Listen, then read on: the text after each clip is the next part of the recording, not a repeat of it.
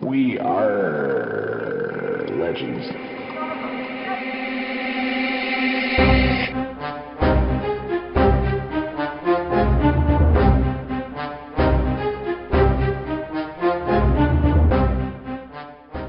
Alright, in this 47th episode of We RRR Legends, the unofficial podcast for DC Legends Mobile, we discuss General Zod, his impact on the meta, his best legendary powers, and team comps. We'll be releasing 2 shorter episodes this week, just to kind of divide them up. And I am Hate Mail. With me today is the not-so-famous Kage and the world-famous Ogre Barbarian. And we also have guest with us, Buffalo Bill.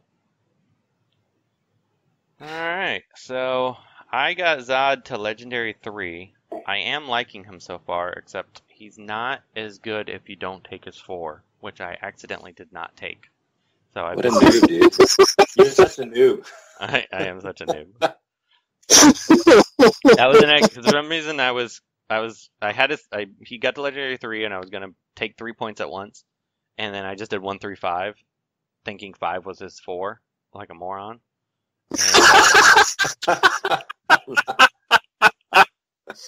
And this meta has been so annoying and painful that he would have been great for it.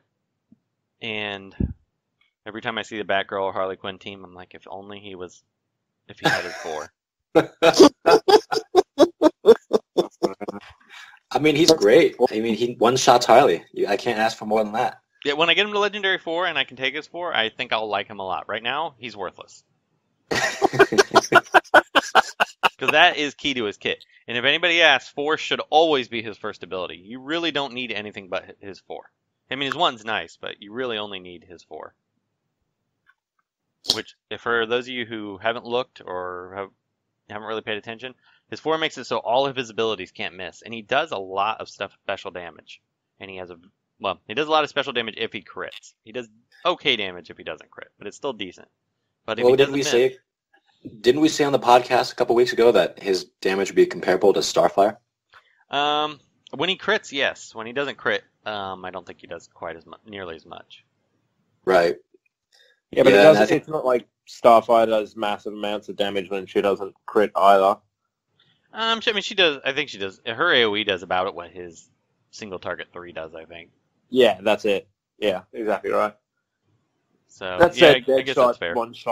One shots as well, Harley Quinn. Like, if they're like for like, geared up to the same level, leveled up to the same level, he's not a bad turn, but like there's nothing stand out about him, really. Yeah, I think right now I'd like him if I have Hired Gun Deadshot in Red Robin, which you have to run on nearly every team, it feels like.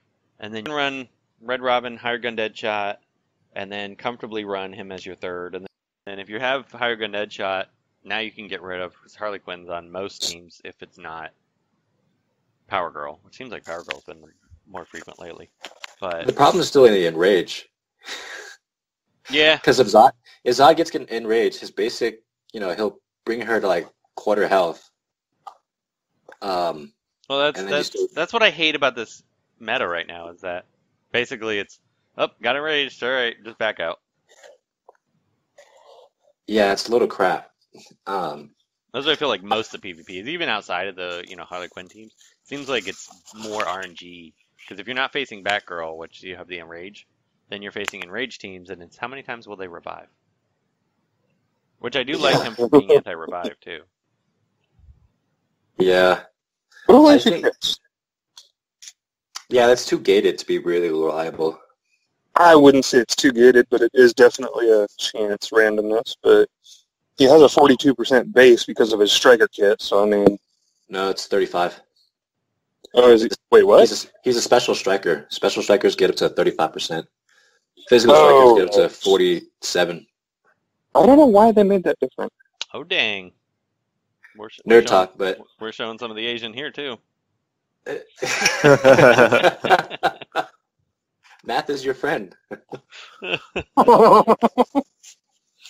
Anyway, no, I think I really wish Zod was faster than Deadshot, because I want my first move to be Zod nukes Harley, and then Deadshot kills Wonder Girl, and then you're done. But that's not the case.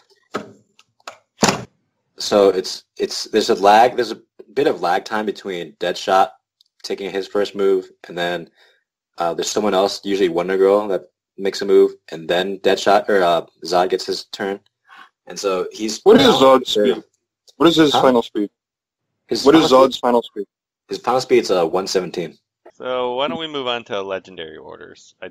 I think originally we were going to disagree, but I've since modified the order I like, which I definitely think 4 should be first. I like his 1 next, and then I'm torn between 2 and 3, and then I think his leadership should be last, because his leadership seems worthless to me.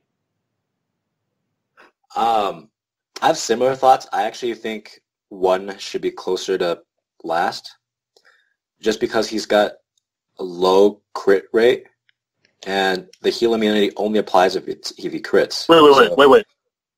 35% is low? Hell yeah, it's low. Compared to what? Compared to Deadshot, who's got a base 47% chance to crit. Okay.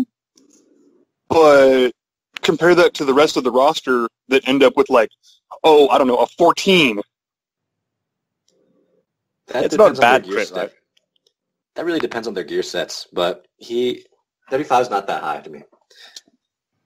It's not bad, but it's in the not game. Reliable. No, it's not reliable enough to count on when you need it. Think of a Terra. Terra's got a 70% chance of applying heal immunity. Why should I take Zod over Terra if I want to, heal immune someone? Why would I take Terra over Supergirl if you want to go that route? I mean, I guess it does make sense to do a little later. If you take his 2, and then you're getting the 2 crit chance ups, and you're extending the buff duration, and then you use his basic. But I'm going to run him typically with Higher Gun Deadshot, or somebody who helps him, or Steppenwolf, or somebody who helps him with his crit chance frequently. And that would make sense. Yeah. Does his passive only affect his allies, or does it affect him too? Just him. And it's the damage, right? No. Well, no, it makes his buff passive last for one the crit extra turn. damage.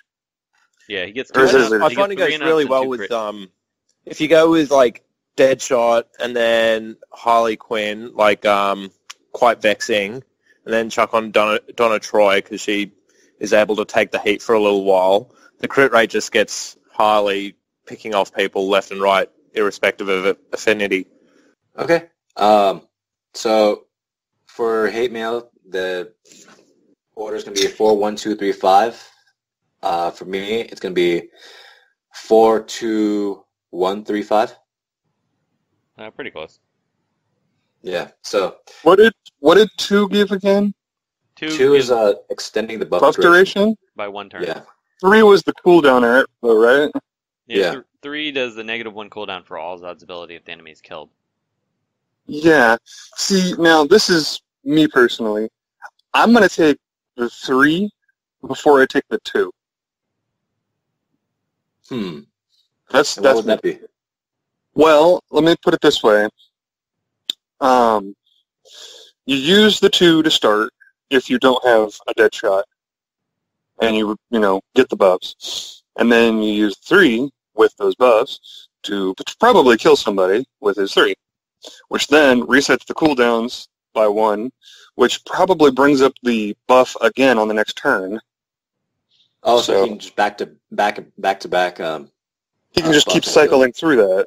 Okay, I can see where you're going with that one. Yeah, I like that. But isn't he too spongy for him to... I find that I lose him quite quickly for him to be able to actually go over and have more than, let's say, 3 turns or something like that, unless you run him with someone like Deadshot or with... I'm finding he's good with Swamp Thing as well. Donna just Troy, keeping the crits going. Keeps him alive. Yeah. But he doesn't get enough awareness. Theoretically speaking, I think Ogre is just saying that, back to back to back, buff and kill, buff and kill, buff and kill. Something that way. Honestly, though, you really don't need anything but his 4. So after that, it's kind of... Like, you're going to take 4, period. Just take it, be happy. After that, you're probably taking, 1 if you need that in your arsenal. If you don't, you're probably going a different route, either 2 or 3. So, But I think, does anybody like his leadership at all? I know M4. It gave him death immunity, right? Yeah, but if a teammate deals, but I just don't see a reason to put him as leader because he only gets 15%.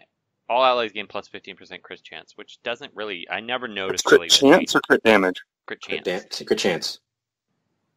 15% is a pretty good percentage, and it's not a buff like Steppenwolf.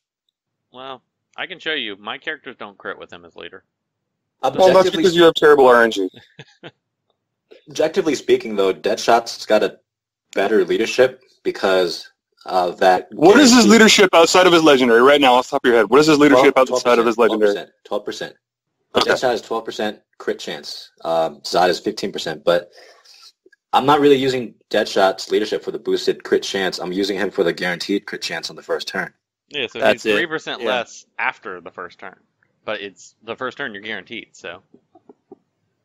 So, objectively speaking, Deadshot's got a better leadership. Why run Zod as a leader? Is what I'm saying. Objectively speaking, how is a guaranteed crit going to, on the first turn, necessarily more powerful than the chance to gain death immunity constantly? Because you're almost always going to kill that person. Okay, well that inherently is the problem with the game right now. But it's crits are too powerful. Also, guess what? They both suck versus Aquaman. Yeah, but nobody No one runs Aquaman. No one Don't runs worry about Aquaman.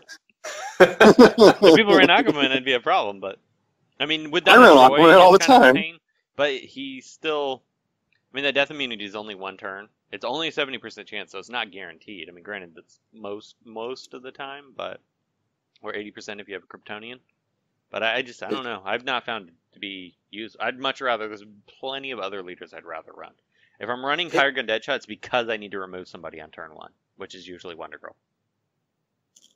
Yeah, Zod's pretty damn weak as a leader. I tend to side with that as well. It doesn't seem like I get anywhere near as many crits as I'd like out of that particular leadership skill, and he's sort of better there specifically to take out Batgirl or Harley Quinn. I'm sort of siding on the non-leader. There's way too many leaders that have been coming out recently, so there's a bit of a fight for the top there. Yeah, I think that's about wraps up Zod. Do we have any comps for Zod? I like him with, like we've been talking about, High Gun Deadshot. I like him with Steppenwolf a lot. He's great with any crit-based teams. Anything that helps him gain crit or special damage in the Relic Rod teams, I've started messing around with a little bit. I need that stupid can't miss before I test him heavier. But anything that gives him extra intelligence up, I like him with. Rod would also give him speed ups. Yeah, Donna Troy would actually help him too because yeah, I like Donna Troy with him a lot. Yeah, she'll protect him and lower his cooldowns and help him cycle through his moves faster. I found that to be really fun to use. Actually, one team I've been using was Bane, Swamp Thing, Donna Troy, and Zod, and just accelerate my team that way. The only thing I don't like about Swamp Team, Donna Troy, and Zod go so well together. Those they just absolutely pound.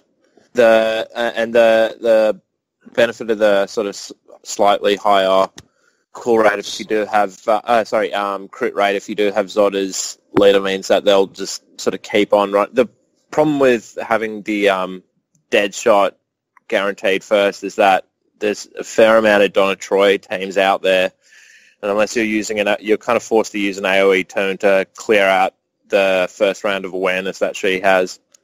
But she's been working. When I use her on my team, she's been working beautifully with Zod. They make a great couple. All right. Well, we'll go ahead and wrap this episode up, and then we'll do episode 48. So we'll have episode 48 coming out later this week as well. All right, guys. Thanks a lot. Let me stop.